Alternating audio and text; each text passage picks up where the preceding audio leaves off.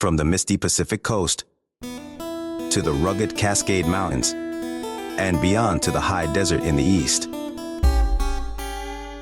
Whether you chase blacktailed or mule-deer, Roosevelts or Rockies, if you fish for bass or salmon, hunt cougars, bears, turkeys, or ducks, we want to talk about the most overlooked section of the outdoorsman community, true Pacific Northwest hunters and fishermen.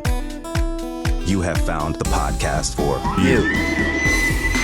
Born in the wettest woods of the lower 48, where we only talk about the endless pursuits of the far western world to inspire you in your next adventure. There will be many tags in our lives that go unfilled, but if your first objective is to learn and grow, you can find success in every season. And I stand up and like, oh my God, Your foot fell off. it's off.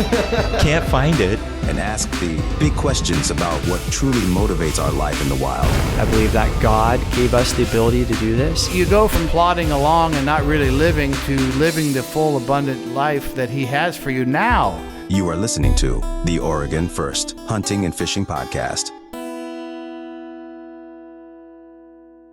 Welcome to the show. We're so glad that you tuned in, and we hope that you learned something valuable from today's episode. We're recording here in Salem, Oregon, and one of our goals is that we want to provide content specifically geared for the most overlooked segment of the outdoorsman community. That's me saying that as a Pacific Northwest hunter and fisherman. We chase Roosevelt elk, we pursue black-tailed deer in the woods, we fish on the Willamette for smallmouth, all these kind of specific pursuits that don't really get talked about too much. So those who spend the fall and the winter swimming around in the wettest woods in the lower 48, you found the show for you. Another thing that we do is we have these gatherings and meetings where we try to connect Western Oregon outdoorsmen with each other. So be a part of that community. You can join us for club fishing trips, hunting trips, and shooting events. Up next, we have a rifle sighting day at the end of this month, the weekend before archery elk kicks off. That's August 26th. We're going to try to get everyone shooting straight so that way we're ready for rifle deer season when that comes up in October. And bows are welcome. I can't promise that anyone is a professional bow tuner, but if you want to come, bring your bow, bring your rifle, and we'll just get shooting straight. So to sign up, go to our Facebook group and then find the event page, or you can contact us directly and we'll get that figured out. It's pretty low key, just a bunch of people getting together and trying to fix up our rifles. Yeah, another thing that we do once a month, every fourth Monday, we get together as a group of guys. It's called Shop Talk. So we hang out in this huge shop. We talk about fishing, hunting, stuff we've been doing lately. We grill out. We make some really good food. We bring in keynote speakers. Jay Yellis, he's been on our show, professional bass fisherman. So, I mean, we have a lot of good conversations around those Monday nights. So if you guys want to come out, take part in that, hit me up on Instagram at the Dock Knocker. You can The Dock Knocker. You can hit Brian up as well. You can go to our Facebook page, like us, subscribe, whatever you got to do. But come out. It's a fun time. This next Shop Talk, so on the 28th, we're actually going to have a fishing swap meet. So if there's old gear that you want to bring out, sell, maybe some lures that you haven't used that are fresh in the box. I'm going to be bringing my my zombie hen turkey decoy that was featured in the last episode of the podcast because I just want to get rid of that thing. It does not work. We've been getting like 70 to 100 guys at that, haven't we? It's been pretty cool. So in this episode, we're going to talk about Eric and I's week in the outdoors. We're going to talk about the OHA Turn-In Poachers program, and we have on, amazingly, John Barklow, the Sitka Big Game Product Manager. One thing that we do, I didn't warn you about this. We give 5 icebreaker questions, and they're rapid fire. Love it. So you can go into detail if you want, or you can just give a yes or no. So here's the first one: fishing or hunting? Hunting. Bow or rifle? Bow. Deer or elk? Elk. Alaska blacktail or eastern whitetail? Ooh. I'll say eastern whitetail because I've never killed a big one back there yet. Eastern whitetail, okay, all right. If you had to pick one thing in your kit to invest in, and for some reason in this hypothetical situation you couldn't invest in anything else, would you buy boots or a jacket? Boots. Boots all the way? Yeah. What do they say? Take care of your feet and they'll take care of you. Isn't that the whole thing there? 100%. If you can't walk, you can't do anything. Awesome. Well, it's an honor to have you on, John. We're excited to hear your input. It's time to share a couple of hunting and fishing stories from your hosts. We're not going to be able to go into too much detail because we actually didn't get a chance to record an episode last month for a couple of reasons that we'll get into. That means that in August you'll get 2 episodes, but I've basically been summertime activities, shooting my bow, getting ready for elk season, fishing. I put up my trail cams right before fire danger shut down the woods. So I got just by the skin of my teeth this time. Normally I go out in early June, but didn't get up there till July this year. But then sort of the big, my wife and I had kid number 2.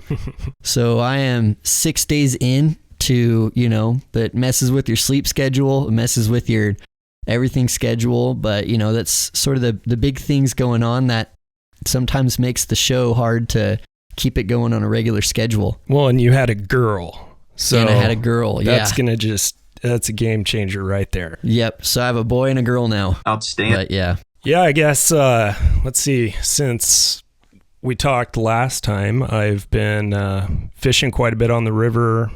Lake Charles, went out with my then fiance. She caught her first bass here in Oregon. So that was pretty fun, just getting to take her out and do that. You kind of dropped a big hint there about what happened to you in the last couple weeks. Yeah, so let's see, 3 Fridays ago, I got married. Wow. Congrats. Thank you. So that was another reason why we couldn't talk sooner. So we got out. We've been taking her out, getting her out fishing and stuff. I've also been pretty involved with the Cast for Kids Foundation. If you haven't heard about it, go to castforkids.org. It's a foundation that, takes kids out that they have developmental and special needs, and we get them out on the water. Sometimes we'll go crabbing, other times we'll go bass fishing, trout fishing, whatever. But at the end of the day, we really celebrate them. They get a little plaque to go home with. Our next event is coming up September 9th at Hag Lake in Gaston, Oregon. It's going to be presented by Pacific Seafood. So you guys, if you want to go to castforkids.org and check that out, get signed up if you want to come out and participate and or volunteer. That's how you got to do it. That's kind of, in a nutshell, what I've been up to. Awesome, man. Well, lots of good stuff going on there. Looking forward to what August has in store. Let's go ahead and talk about our local news story that we'll touch on.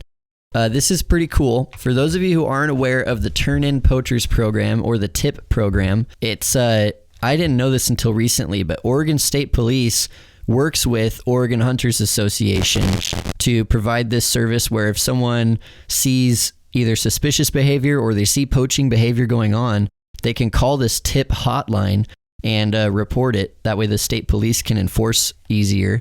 And I think that's really cool. I've always just thought it was an Oregon State thing, but when I found out that OHA actually has their hand in making this possible, here's the cool thing. Just recently, they increased the rewards for the TIP program by a lot. So if you turn in a poacher who gets caught, I guess would be a best way to say it, then you get money for that. And we'll talk about the award money and what it went up to, but in 2020 alone, they dispersed over $20,000 to people who turned in poachers. That's a pretty good hunk of change. Another thing to remember is that in Oregon, we don't have traditional game wardens in the same way other states do. The Oregon State Police handles all wildlife law enforcement, so we don't have like a separate, like they have a wildlife division, but it's still Oregon State Police. It's not like a separate entity. But let's look at some of these. So bighorn sheep. If you reported a bighorn sheep situation, you used to get $1,000. They bumped that up to $5,000. So that's 5 times more. Yep. That's a lot. I was looking at elk, went from $500 up to $2,000. And part of that too is bringing in this other agency that can go out and get funds and bring them to the table as a resource. Well, they added a few too, right? Which is super interesting, like spotlighting. If you see someone spotlighting, they'll pay you $500 to report it. Another interesting one they added, unlawful lending or borrowing of game tags. So if you say that you live in state when you don't and you buy a residential license, $500 right there just for that. I wonder what the fines look like on the other side of that, Yeah. If those have quadrupled or whatever.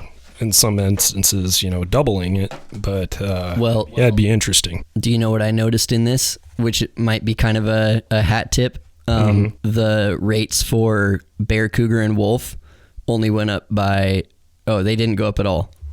They left the bear, cougar, and wolf reward the same, $300 there, but they increased everything by 5, Yeah. It's kind of funny there that they made that choice. So today, our special guest, John Barklow from Sitka Gear, we have him here today to kind of drop some knowledge on us. Not only does he have a vast background, as serving in the military. Yeah, whatever your title is, John brings a lot of experience from his past in the Navy and spending a lot of time at Detachment Kodiak, Alaska as a SEER cadre instructor. Is that how you would? Yep. That'll do it. So you're really training guys fresh out of buds. They're coming up there. You're teaching them how to survive in cold weather and austere environments. Tell us a little bit about that and how much time you got to spend there and what brought you to Sitka. Yeah, so I think I spent almost 14 years up there. I went up there after 9/11. We had to figure out how to train guys and get them in Afghanistan that first or second winter. All the knowledge in special operations had kind of retired, so to speak, from the Cold War. So, the gear and the training, it just didn't exist. And so we had to figure out how to get people up and running so that the environment didn't become a bigger enemy than the actual enemy. So went up there, did that. And honestly, guys, the environment is very, for the most part, it's very similar to the environment you guys live in. So we were talking before we got on air about chasing blacktail and rosies. And honestly, I've done a lot of that. And I think I maybe got a few things I can pass along. But so I ended up retiring after 26 years of being in the Navy, and wanted to get into another profession. I wasn't looking for a job. I was looking for another career that I was passionate about, and I figured it was either dog toys or the hunting industry. So I just got really lucky. Didn't know it at the time. Sometimes just not knowing all the hurdles in front of you is a good thing. And long story short, I ended up becoming the first ever big game product manager at Sitka. And what I didn't know at the time, but I quickly found out, is it was an 11-month process. I initially got turned down, and then I told them to keep me on their short list. But what I didn't know is I was taking the job from one of the founders of the company. So it wasn't something that they were just going to pass on kind of to anyone. And so I've been doing that almost 9 years now. And so, the titles change, and it doesn't really matter. I mean, I do focus on big game specifically. I'm also the senior product manager of olive hunting. So, I don't just work on big game and build those systems out, but I also try to look at the broader product assortment and, future roadmaps and technologies for big game waterfowl and whitetail. So, man, and the industry has changed a ton in 9 years. It's night and day. And all for the better, but night and day from when I started. Yeah. I'm sure you have so many funny and awesome stories to tell, but share with us just one of your favorite hunting or fishing, maybe just even an outdoor experience. Well, I think kind of my young formative years when I was trying to teach myself all this, just what I call just like the care and feeding of the hunter, right? Like just being able to go out and clothe yourself and set up a tent and navigate and all that kind of stuff. And I mean, some of my best hunting memories are when I was really just young, trying to teach myself, and was completely unsuccessful in any kind of way of actually killing a deer. Sure. Yep. But actually, in some regard, like that's what made it so awesome, is like there was no pressure on myself. There was no preconceived notions. But, you jump ahead. My two brothers came up to Kodiak one August, and they were going to hang out for a week, but I wanted to take them blacktail deer hunting. And so we went out early one morning, crossed a creek, got up into the alpine, which is where the deer are at that time. They're still velvet. My two brothers were able to each shoot a buck probably within 10 minutes of each other, which was incredible, right? So they killed nice bucks. Yeah. We quartered and packed up all the meat. We're walking down, and as we're coming back down to the river, we didn't run into like close, but probably within 500-600 meters. 3 brown bears. Wow. Kind of juvenile bears. So think like 3-4 years old, just hanging out together. And that was just a really great way to end, that particular part of that trip, with bloody meat on our backs and coming down and beautiful day and running into those bears. It was just, I'd say from a hunting perspective, that's probably my most memorable. Wow. That's awesome. So were they looking for your gut pile, or were they just unrelated, just kind of cruising around? They could have been. I mean, they were probably half, 3/4 of a mile from those gut piles. I don't remember which way the wind was blowing. I guarantee you they found them. Yeah. That's a lot of noses to try to trick. Yeah, for sure. So up there, is it pretty normal to double up, or was that like a super unique experience to get 2 deer? No, it's pretty common to double up. Well, that's awesome. And I've been on trips where, we've tripled up. I shot one with the bow. Guy shot 2 bucks with rifles. Wow. It's pretty common, or at least it what it's like anymore, but it probably still that good.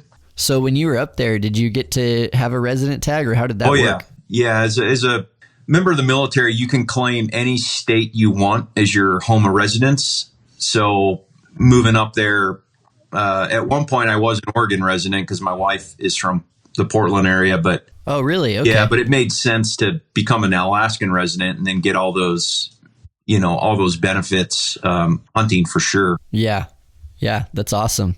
Yeah, that was cool. I like it. Well, that's a good place, Eric, to talk about why you originally reached out to John before we even podcasted. Yeah, that's kind of, obviously John's been on a lot of podcasts.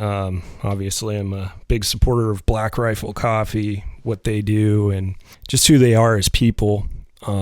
John's been on their show a few times, as well as Andy Stump, John Dudley. So guys I really look up to, and John, you're one of those guys too. So when I had heard that he had spent some time at Detachment Kodiak, my grandfather's ship that he commanded back in the day was in port there, kind of essentially trying to figure out what they were going to do with it. And, eventually it made its way down to Juneau before being sold to the Chinese for scrap metal. Which isn't a very glorious ending, but... No, but that's actually how I reached out to John. I was like, hey, have you heard of the ship, Storus? It's relatively infamous ship within not only the Navy, but the Coast Guard. So he commanded that ship, as well as another one called Bittersweet. And, he spent a lot of time on the Pacific before he retired. He was a World War I and II vet. So yeah, he had a lot of cool stories. So I had wondered,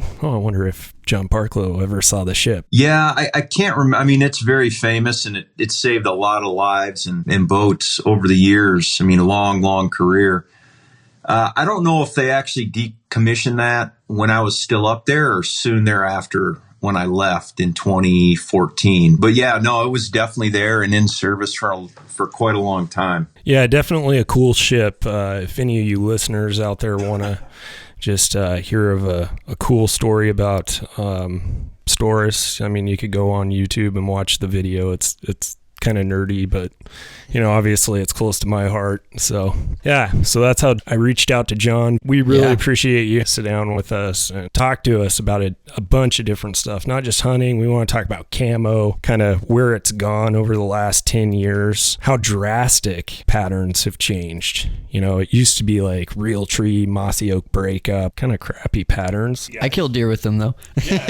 And so now we're seeing guys wearing Sitka pants just out and about, walking down the street because it's a fashion statement. Yeah, it's a fashion statement. They're comfortable. They're rugged. I mean, they just don't make them in tall guy sizes for me. Skinny tall guy sizes. So give us a little background about how you've seen camo development change kind of just over your time at Sitka over the last 9 years. And maybe a more pointed question would be like, has it changed so much in the last 10 years because of our understanding of animals, or because technology has gotten better? What's really driving that change? I actually got into understanding the science of camo when I was in the military, and there was a program called the Personal Signature Management Program. So this is when the military was starting to adopt digitized camo. The Army had their ACUs. Special operations, specifically for the Navy, did not have anything yet.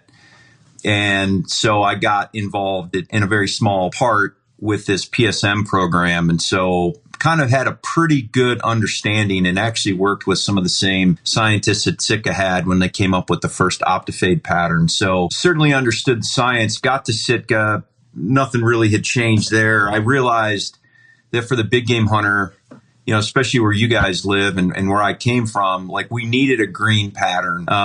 Not that there was anything wrong with open country and the science was valid. And I'll put a bow on this at the end, but at the end of the day, the hunter wants to feel confident, needs to feel confident. And part of that comes from what they wear, and they've got to believe that it's going to work for them. Yeah. So I reached out, and long story short, I was the one that was the catalyst to developing the subalpine pattern, which is the green big game pattern. Yeah. Probably the most popular pattern, right? Yeah. I would tell you that what I call the camo wars are the expectation now in the industry is if you're a startup hunting brand out of your garage, you have to have your own proprietary camo. And I'm not disparaging anyone's camo, but the reality is none of them but the Sitka pattern is based on any kind of animal vision or science. Really what it's become is an industrial design project for these companies to come up with something that looks different so that it attracts the consumer, that is probably at some level based on some macro and micros that are part of, you know, just sound general camouflage. Sure. You know, highlights and lowlights, etc. But for the most part, it's just an art contest. So except for the Sitka Optifade, all of it's basically just industrial design. I think some of it works better than others. There's a company that actually has done quite a few of the most popular hunting patterns out there. And really, they're kind of just art students in some regard. So, you know, I would tell you at the end of the day, what matters most is that the hunter feels confident in what they're wearing and that it works for them. I'll tell you that with subalpine and open country in the past, like I've been able to get away with things, movement specifically, in front of animals, come to full draw with my bow, or, you know, need to step left or right half a step. And, you know, you'll hear people say this, but it looks like the animal's looking through them and not at them. And so if that gives the extra half a second or second to, you know, execute a shot, and I've got lots of different stories to include spotting and stalking Miriam turkeys with a bow, you know, that if that's what you feel comfortable with, that's great. I think the trend you're seeing now because of this glut of camo in the market is hunting solids is a huge growing part of the industry. Some brands don't even have camo. That's not because they don't believe in camo, no matter what they say. The reality is they don't have a production process refined enough to even be able to print the fabrics. So luckily they've been able to benefit from the solid industry. But at the end of the day, like I said, it's whatever the hunter feels comfortable with. And I don't think that's going to change no matter how long, you know, we continue to hunt. You're kind of raising a couple questions for me. First one's kind of a yes or no question. Does Sitka sell like a wrap of their camo pattern for like putting on a rifle or anything? No, we do have some brands that we've licensed the patterns to: ground blind, shotguns, rifles, optics. And then in states where hunter's orange is required, how much of your camo is just thrown out the window? We offer some styles, jackets, vests, and even a hunting vest in blaze orange. Yeah, but most of the time when you're doing that, you're using a weapon, a rifle that's got a longer engagement distance, so isn't as critical. Now, maybe being in a tree stand, like in your guys' case, maybe being in a tree stand waiting for a blacktail or rosy to walk by, it probably detracts a little bit. But animals generally, ungulates, deer, elk, see in a blue spectrum. So if the color is not in a blue spectrum, then it's not going to stand out. But what they will see is movement. So if you have a big solid piece of orange, they don't see orange. but they might see that orange move and it might attract them sooner than if you were wearing all camo. Well, that's super interesting then. So you can develop a pattern that because of the pattern, you're less visible to elk, but because of the color orange, you'd be more visible to a person. Kind of cool how it can work both ways. Yeah, if you have patterns in the blue spectrum, our scientists are telling us that the blues are enhanced. Some of them almost might glow in the dark, so to speak, to an ungulate. There's a lot of science to it. I've always heard that too about blue. Yeah. Another thought that popped into my head as you were talking, like you have all these brands creating camos that are mostly for catching sales and looking good to people. Has that kind of twisted Sitka's arm where you guys have to incorporate some sort of design that's attractive to people in your camos, or are you guys just so well known and respected that people don't care if it doesn't look as good? I guess. Well, I mean, our sales would tell us that it's not an issue right now. I mean, the last pattern we came out with was subalpine in 2017. So it's not like we launch patterns often. Got it. Yeah. Part of that is because of the science, right? So if the science doesn't evolve, there's really not much we can do. You can tweak little things here or there, but at the end of the day, like it is a fashion show, right? It is a contest. And so you can't make a camo that's not attractive to the consumer. The balancing act is making it attractive to the consumer, making them feel confident in it, making it look like the surroundings are in, but actually doing something to help them be more successful. And that's where the kind of art and science come together and cross.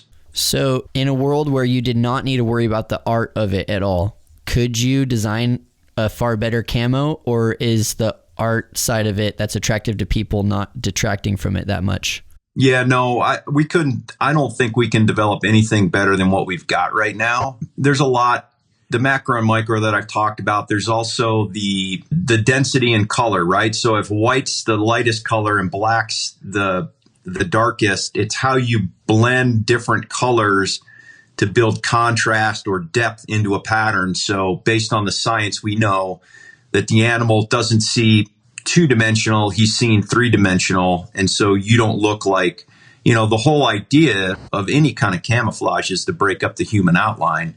And then I would say what we've been able to do is when you do that, if you blend into that background and have a 3D effect, that hopefully you can get away with some movement like we talked about, which is the hardest thing for an archery hunter is actually coming to full draw. Right. Yeah. And it's crazy how fast they snap to movement. Like there's been situations where I'm 300 yards away from a deer and it's sort of sprinkling, so it's a little bit misty outside, and I'm in real tree camo, and I just kind of turn my body and that deer's head snaps right to me. I don't know if other hunting species people experience that, but at least hunting our black-tailed deer out here, I've had several different occasions where hundreds of yards away, the deer will see me move. And I don't think that they're able to identify me as a human, but they'll definitely freeze and just stare and try to see what it is they're looking at. Right. Well, they're a prey animal, so their eyes are on the side of their head. The scientists tell us that their pupil is not like ours. It's not a round pupil. It's more like a goat. Yeah, even far more than oval. And so with the eyes on the side of their head, their peripheral vision's like something like 270 degrees. But they can stand there, and if something moves across that pupil, they catch it. Whereas we as predators have to turn our head to focus on specific areas, and we start to lose our peripheral vision.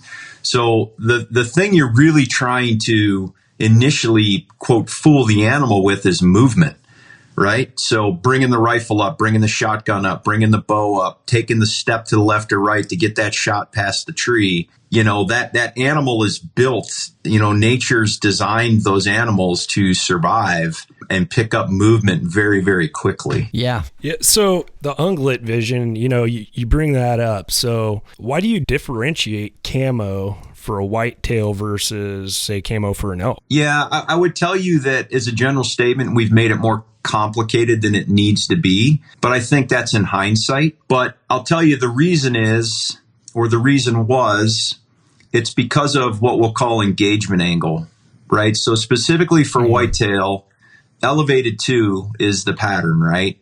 So they built that pattern specifically for a deer looking up, and I won't remember the exact angle or degree, right? But looking up at a human with no trees or no leaves on the tree. So you have a big background that's bright and that you would be silhouetted against. And so it was trying to blend into the tree and not show that movement. Whereas when we developed subalpine, it's a ground-based, generally speaking, it was a ground-based pattern. I think what we've come to discover is it's not a ground-based pattern, it's a vegetated pattern. So where I built subalpine to be used on the ground, what we've discovered, and I'm kind of giving you guys a little bit of a hint here, but what we've discovered is that if it's a treed background, so say where you guys live, and there's leaves on the trees, subalpine is an exceptional pattern for deer if you've got a leafy background. It doesn't matter what the engagement angle is, it's what the environment around you is. And then open country was designed for very open, sparse environments, not a lot of vegetation, where the macros are much bigger and the micros are less and much smaller, because you're trying to move basically with the animal looking at you from 500 yards, and you need to get to 300 yards to get behind a boulder, as an example, to take a shot. So they're all built with intent. Wow. Yeah, so I see you're saying that it's not necessarily about the different vision between an elk and a whitetail. It's more about the situation that the hunter finds themselves in, the terrain and the angles and all that kind of stuff. The elk and the deer, from what we know, are basically the same. They see the same. Now, mind you, there hasn't been as much study on an elk, right? White-tailed deer, but they're extrapolating with the same type of eye, the same type of animal, generally speaking.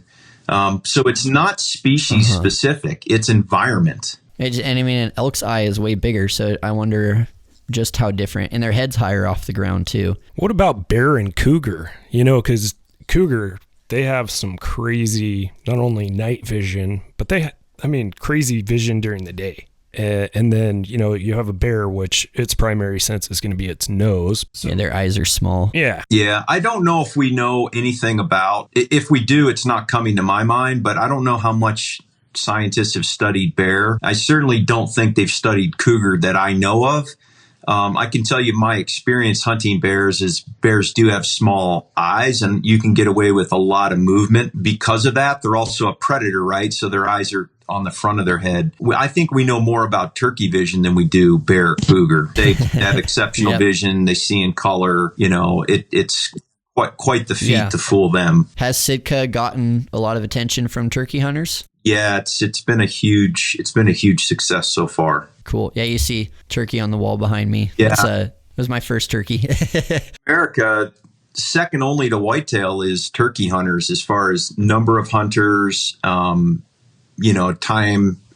of field and states hunted. It's second to whitetail. Yeah, which is crazy. It's just a big bird, but it's a big bird that's fun to hunt. It's fun to hunt though, but it's easy to get tags. They're relatively inexpensive. You don't need a packer to get you and your turkey out of the woods. You can hunt multiple states. It's great for kids. It's great for first-time hunters. It's just a fantastic animal, and they eat really well. So it's got everything going for it. Yeah, that's true. I never really thought of all those factors. All I know is that the private landowners are always trying to get people to shoot them off all their land. So if you don't mind, I have some blacktail specific questions for you. Yeah. We really hope that people who listen to this show will get at least one thing that pertains specifically to their situation. And I do believe that here in the Pacific Northwest, especially extreme Pacific Northwest, I'm going to narrow this down really, really far. We're talking the coastal mountain range up the Pacific Northwest coast. So we're looking maybe Northern California, but really Oregon, Washington, British Columbia, this wet and doesn't really get that cold. I'll say during my blacktail seasons, I've only seen snow on the ground twice. It's not a very common thing. So really we're hitting that 30 to 35 degrees for the most part. And then it gets into the 40s, during the day. Another challenge with it is, and this is with a lot of Western hunting, you're hiking in the morning to get to your spot. And so you're getting really hot. Then you sit still for at least a lot of the blacktail hunting out here. You get to a good glassing point, and then you'll sit there for 2 hours and just wait as the sun's rising. Then, we can't forget that it's raining the whole time. It's just constant rain, whether it's mixed rain and then no rain, which is some of the best time to be out there, or it's just pouring down rain. You're walking around in super thick, grabby brush all day long, and then you're still hunting, which, are you familiar with what people mean when they say still hunting? Yep. So, you're slowly moving through the woods, very, very slow, trying to sneak up on a deer before it sees you. There's some problems that arise with this type of hunting that we do out here. It really sucks to change every 2 hours, especially when it's raining. And so those times between glassing and then hiking to the next glassing point and then glassing more, it's raining the whole time, so you have to have some sort of rain gear on. But when you're walking, you want to take off your warm stuff, and then you get to your spot, you want to put it back on. And that, I don't know if that's avoidable at all. My rain gear tears pretty much every season. And I haven't invested the money into super thick, durable rain gear yet, which I need to this year. I've decided. I've always bought the really thin, ultralight rain gear that I could slip over anything. But I'm kind of changing my idea there. I always end up shivering when I'm glassing. And so from hearing these challenges in this scenario that coastal blacktail hunters find them in, I think the biggest distinguisher, like we've said, is the fact that it's not extremely cold and it's just raining the whole time in thick brush. Yeah, so you're going to have to keep me on track, because I could spend the rest of the time we have together just talking about this. I mean, an entire podcast or two. Yeah, I've spent years, decades actually, living and working and training in these types of environments that you describe. And although I haven't specifically hunted Oregon or Washington, South Central, Southeastern Alaska, British Columbia, right, Kodiak Island, Ketchikan, Prince of Wales, to me, this is the environment you described is the most challenging and uncomfortable for the human. Yep. Period. And there's a lot of reasons why. But when it's colder, oftentimes it's a very arid environment. So there's not a lot of moisture and it's cold. So I can bundle up and my clothing system works as prescribed. When it's warmer out to hot, that doesn't require a lot of clothing. And generally we understand intuitively how to cool off, right? But when you work in an environment where, let's just say it's plus or minus 5 above and below freezing, there's a bunch of things working against us in any kind of modern clothing system. I don't care whose it is. And so when you talk about a clothing system, a technical clothing system specifically, when you boil it down, what does it have to do? What are you paying for? What is the performance you're looking for? It is all about managing moisture. Now, the moisture comes from two directions. It either comes from the outside in rain, in your case, could be snow, or moisture from the inside out in the form of sweat. So you talked about both of those. Because it's raining, if it's raining, or it could have rained 24 hours ago, but if the vegetation from your chest down is completely soaked, ferns and grass, and it always is, you have to put on some type of rain gear, right? So no soft shell pant, DWR on anything is really going to stop that rain from saturating. If you don't wear the proper system inside of that rain gear, you get what you described, where you sit down to glass and you shiver. And then you get up and you move and you sweat, and then you sit down and you glass and you shiver. So there's lots of reasons why. There's basically 4 ways the body loses heat: radiation, evaporation, conduction, and convection. So depending on what you got going on, it could be a combination of all 4, right? When you look at the environment, the one you describe, you essentially have inside your clothing system 100% humid or saturated environment, and the exterior atmosphere, the weather outside is basically the same. So if they're 100% saturated, or even if it's not raining, but the dew point is such that they're basically at equilibrium, moisture can't go anywhere. So I could have the best Sitka system on, the best rain gear in the world, right, that NASA built. But if I don't have anywhere for that to go, physics is physics. And so I can't really push it out, and it also probably can't come in. But either way, I'm damp outside and I'm damp inside. How do we control that? So the way we control that, the way we help manage that, is we have to have a system that dries incredibly fast and efficiently, because it's not a question of if you get wet. It's a question of when you get wet, how do you dry out, and how do you manage that? And so you manage that with base layers, you manage that with what you wear under the rain gear, and then you manage that with the rain gear, right? I like to say rain gear is like car insurance. Nobody wants to wear it, but everybody's glad they invested in the best they could, because when they need it, they need it, right? You know, you can choose to buy a less expensive rain gear and replace it every year. I'm not saying you can't do that, but I'm saying in that environment, it's very difficult to get any rain gear to actually work. I don't care what any brand says or any manufacturer, breathability doesn't trump physics, right? So when I was in coastal Alaska, hunting brown bear, moose, blacktail, rosies, you name it, the question you have to ask yourself, either when you leave the truck or when you're getting out of your tent, is, what do I think the weather's going to be? What do I think the conditions are going to be, right? Sometimes I'll choose to say, well, you know what? I'm going to be wearing my rain gear every single minute of the day, and I'm literally going to have nothing on underneath that rain gear but my base layer.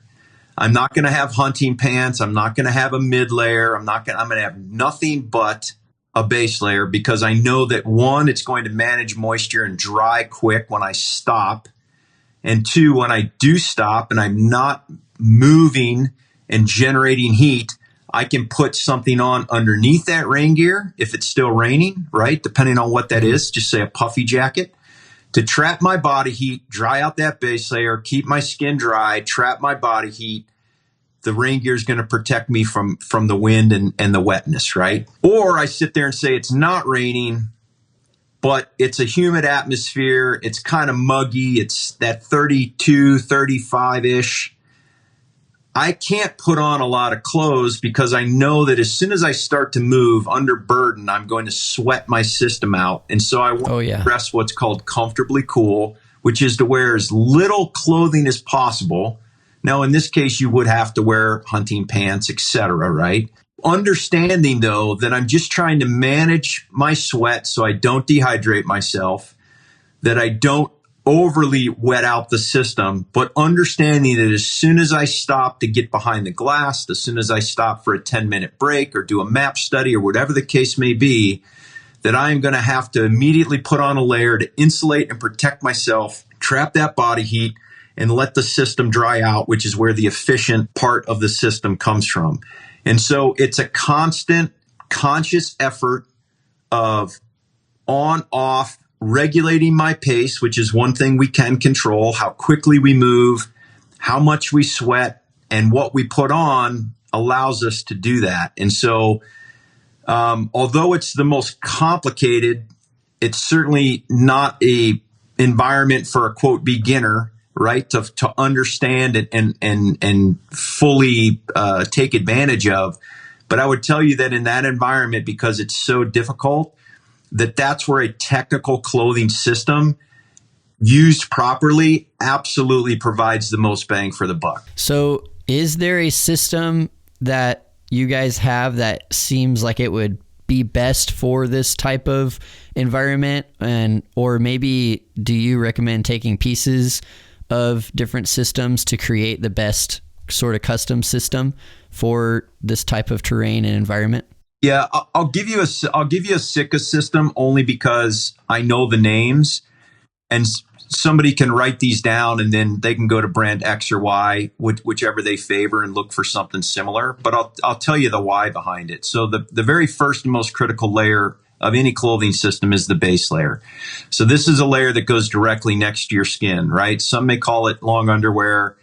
It's super thin. Generally speaking, you want something that's long sleeve, right? And all it's supposed to do is lay next to your skin and pull moisture away from your skin. So in a hot environment, if you have nothing else on top, it's going to move that moisture off your skin, and through evaporative cooling, you're going to cool off. But in a cold environment, or the damp environment you describe, moving that moisture off your skin to the second or third layer, who cares if that's wet? That will cut down and limit that chill or that shivering that you talked about, right? But if the layer next to our skin is damp, it's going to take us a while to shiver and generate heat and move that moisture away. Yeah, that's a huge tip. Yeah. Thanks for sharing that. How even just getting it out to the mid layer, even if it's not completely evaporating. Environment, I'm a huge proponent, even though we just launched a new wool program, I'm a huge proponent of synthetic base layers because they dry incredibly quick. And although they stink over time, in that damp environment, nothing works as good as a synthetic base layer, right? So like a synthetic lightweight hoodie or crew and synthetic long johns or a boxer, I think wool works exceptionally well, but it's going to take longer to dry, and it kind of steams itself dry, which is not a feeling that I particularly care for. And it's going to take 15, 20, 30 minutes longer to dry, generally speaking, than a synthetic base layer. Okay. From there, what I would use is a thin pair of light hiking pants, like a pair of Ascent pants, which are Cordura nylon. I could get them wet and walk around the house as we're doing this podcast, and in 45 minutes, they're going to be dry, right? Yeah. So that's the kind of efficiency I'm looking for. If I get a really thick, dense pair of hunting pants and get them wet, it's not going to dry as quick, right? Yep. And you're talking, that's over your base layer, or is that your base layer that you're talking about? Over my base layer. Got it. Yeah. If it's super hot out or I'm going to be moving all day, I'm just going to put the base layer on and put my rain gear right over top of it. Yeah. Because I've been using a merino base layer. And there's a lot to this, right? It's like, what's the weight? What's the density? Et cetera, et cetera. Yeah. Just as a general statement, synthetic manages moisture better than merino. Merino's got a lot of plus sides. That's just not one of them. Sure. Yeah. Then I want some type of kind of active mid layer. So think a heavyweight fleece or what we call an ambient jacket, something like that. So in cold environments, so let's say it is 30. So it's below freezing. You're moving. You can't hike fast enough to generate enough body heat to stay warm. That's a nice layer to have. And then when you stop, a puffy jacket is absolutely life-saving. It's one of the pieces of clothing that I consider as part of my survival system. A puffy jacket traps that heat. So let's just say that I'm moving in my base layer, and I'll get the rain gear here in a minute. I've got my rain gear on. We're going to stop for 2-3 hours in glass. I'm going to take that rain jacket off. I'm going to put a synthetic insulated puffy jacket on right over top of that base layer, put the rain jacket back over top to protect it from the rain and the wind. And that is going to trap my body heat and all that loft.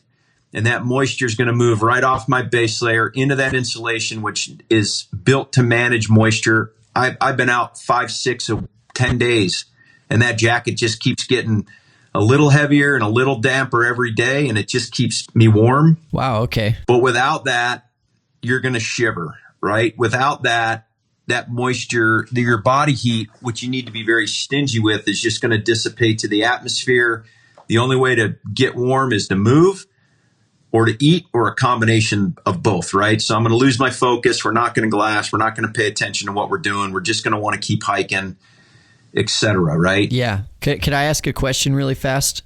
With these different layers, do they need physical content, like the fitment of them? Is this something where they're all, and I can see how that would be hard to avoid, but maybe there's a situation where someone has a looser mid layer. How tight to the between layers do you need them to be? The only one, the one that's the most crucial is the base layer. You don't want it skin tight, but you want it form fit, because the most surface area or contact you have the material in your skin, the more efficient it's going to be. Everything else can fit somewhat loose, and any quality clothing, technical clothing brand is going to build them for that application. Got it. Okay. Yeah. Yeah, that makes sense. So, because I was kind of imagining if there's too much of a gap between the layers, it would be harder for moisture to go between them, but I guess that's not really needed. Well, not to go too deep for time, but the farther away from your skin or your body that moisture gets, right? And every layer it goes through, if my body's 98.6, every layer it goes through, it's cooling down. Well, like I told you, at a certain point, if it's 100% saturated inside and outside, it can't go anywhere. You'll actually get into a situation where you're feeling fine, you're warm, you're dry, at least on your skin, and that moisture's moved all the way through, hit the inside of the rain gear, no matter what kind of rain gear you have. And if it's at equilibrium, it will literally sit there and stop. Sometimes it'll get so cold, it'll freeze on the inside of the rain gear. And so you have to understand this. And sometimes when it stops raining, a great thing to do is just take off your rain gear and air out your system, right? If it starts raining again, or we're going to put on our rain gear to go still hunt through the ferns, then put the rain gear back on. But it's this constant managing of your moisture and your body heat. It's simple. It's not easy to do, but it's simple at its most basic. And so this is an environment you guys live in that is very difficult to stay comfortable. But once you figure it out, we did this thing in the military called the rewarming drill, where we literally jump in frozen lakes or rivers and get our clothing system completely wet and teach guys how to dry it out. Wow. In either a survival or combat environment. That is what a technical clothing system does. What I'm talking about really refers to worst case scenarios, or in your case, like that environment where you don't have a lot going for you. What you really need is some quality layers, but more importantly, the understanding of how to use them. Mm-hmm. Sure.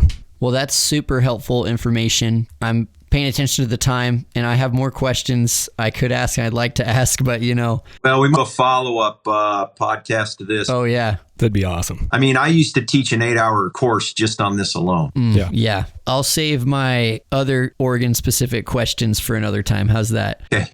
So thank you for your insight on that. Super appreciative. And I'm definitely going to take a second look at my kit for this coming up fall. And I'm definitely getting the vision. So now it's time for the question of the hour to end the show out. So it's clear that you love being out in the mountains, pushing yourself to the limits. It seems to be a serious passion for you. And even beyond the gear talk, people have heard you on other shows, have heard you talk a lot about hunting. This is the number one question that we want to ask. And our whole show is set up to be a platform for people like you to share your true intentions. John, what are the spiritual motivations behind your life in the outdoors? Yeah, it's an awesome question, right? And as you guys could probably tell, nobody's ever told me I was short-winded. So yeah, there's a lot there. So, the first thing that interested me was, as a young guy was, testing myself, wanting adventure, wanting to write my own stories, read Outdoor Life and Field and Stream, but I wanted to be the person that had those experiences as well. And I certainly have gotten that, right? Over the years, I've been very fortunate. I would tell you that I never, and it doesn't matter if I'm hunting, skiing, climbing, whatever, I never feel as connected to the world we live in and God or a spirit or a higher being than when you're out there, because you truly get immersed in it.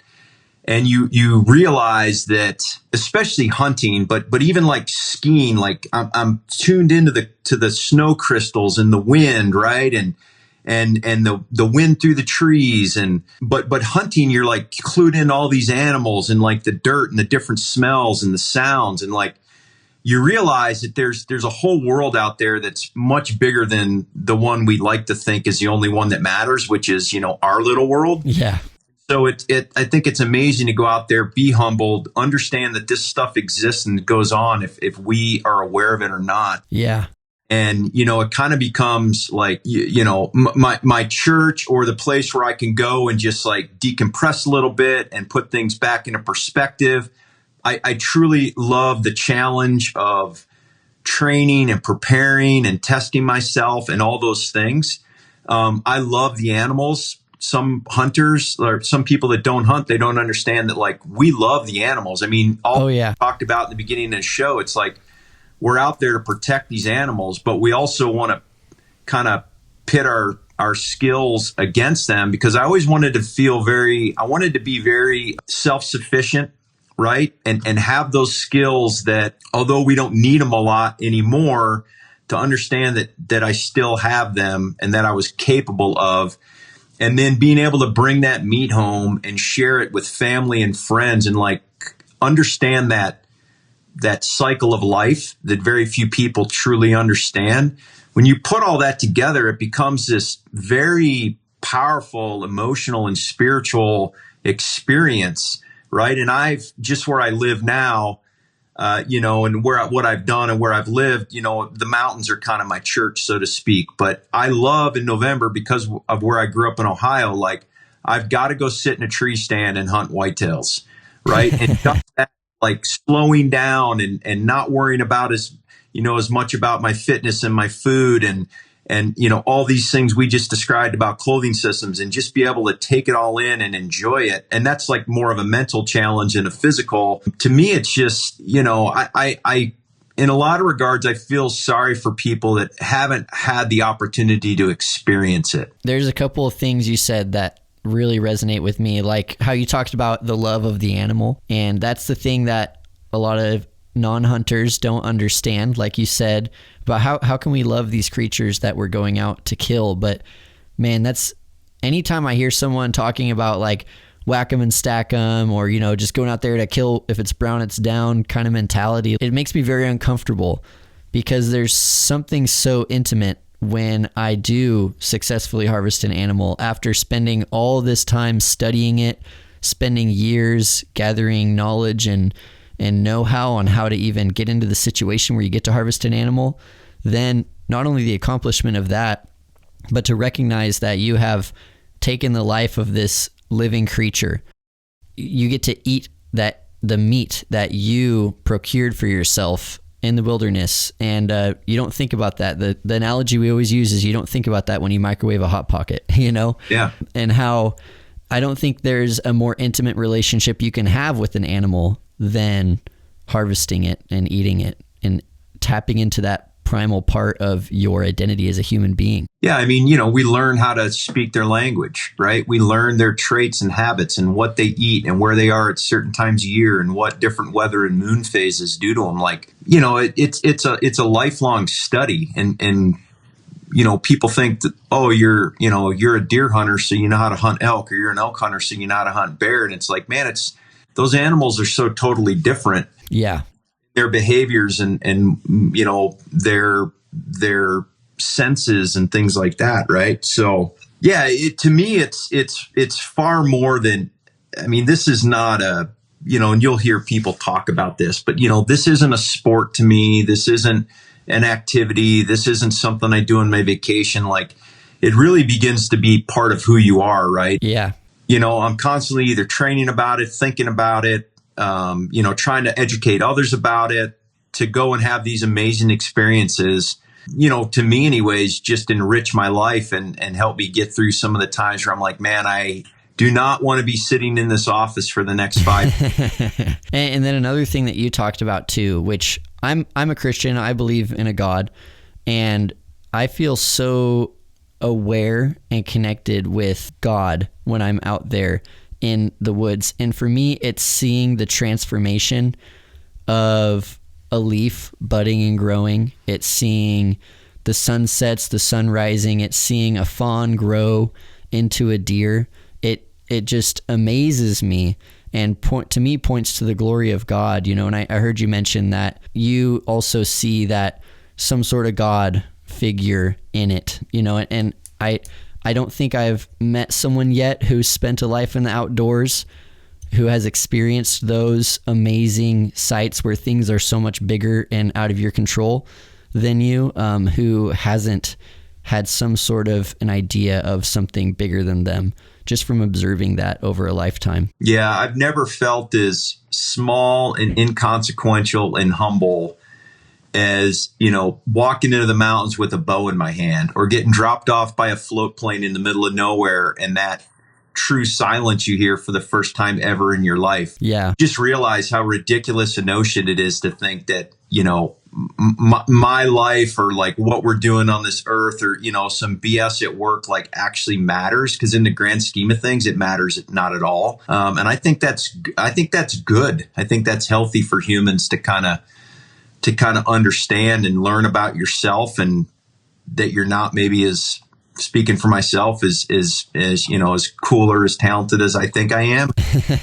Yep. It's got a great way of constantly humbling, so, it's evolved from just wanting to go seek adventure and be self-sufficient to, far much more of a spiritual, experience. Yeah. And I think, that is something that you learn as you get into hunting and as you become consumed by it, right? Is you start to really understand and sense the spiritual aspect of it, and it changes your identity and who you are, and even physically. Like, you begin eating wild game and your body builds itself out of wild game protein. It's just amazing how encompassing it is. Yeah.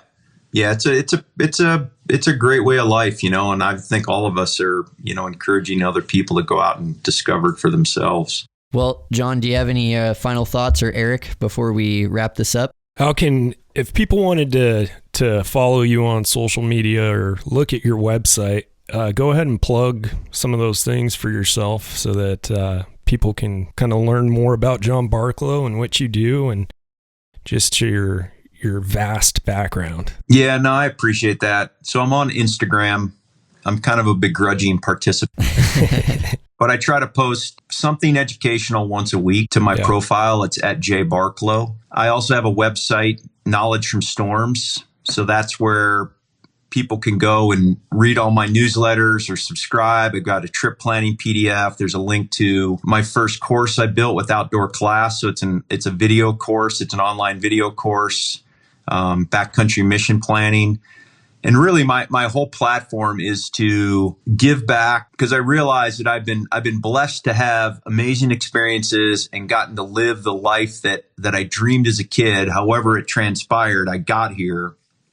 And if I didn't give back, that I was being very selfish. And, I think that coming at it from an instructor teaching perspective, and just trying to pass on information and not trying to be a sales tool. Yeah. Somebody can contact me, and it doesn't matter what they're wearing or where they're going. I can help them with what they've got. That's been incredibly fulfilling for me since I've left the military, and I've only been doing it a few years. And then, of course, the Sitka job that I have during the day, there's lots of content and stuff on there. We just did one, me and a guy named Chris, just on base layers, right? And the pros and cons of wool and synthetic. So if somebody were to just Google my name, I think they'd find more than enough information that hopefully helps them, and probably gets them to write a bunch of questions down and say, okay, well, now where do I go from here? Well, we really appreciate you taking the time out of your busy schedule to come and to sit down and talk to us for, the last hour and a half. I mentioned this before we were recording, but I think if you compiled all the podcast episodes that you've been on and released one a week, you could probably have a few years worth of material just on how much information you've put out there. So thank you for sharing that information with the world, and we're all better for it. So I appreciate what you're doing. Yeah, no, I appreciate that. And like I said, we might have to circle back and do a couple more if people start asking you guys questions. I had a friend, I spent 20 some years in the Navy with this guy, and when he retired, he became a preacher out in Virginia. And he told me, we were talking about this a couple years ago, and I was just like, man, I just feel like I'm repeating myself sometimes, Todd. And he's like, hey, he goes, here's what I've learned. He says, I have to say the same message 10 times for everyone in here at once. So even though you feel like you're repeating yourself, not everyone's heard the message or gotten the information. And so it was the same thing I used to tell my instructors, when we're getting ready to go out in horrendous weather and run the same exercise. And, the guys could do it in their sleep and they were experts at what they did. And I'm like, hey, this might be your 10th time, but this is the students first, and we have to approach it that way. Yeah. Yeah, if people want to listen to podcasts and me run my mouth, there's definitely lots of content out there. Well, we enjoy it. Yep. Awesome. Well, so Western Oregon people, look up John Barklow and check out what he has to offer. John, thanks again for being on. Yeah, no, I appreciate it, guys. I really enjoyed the conversation. Thanks for reaching out. Take care.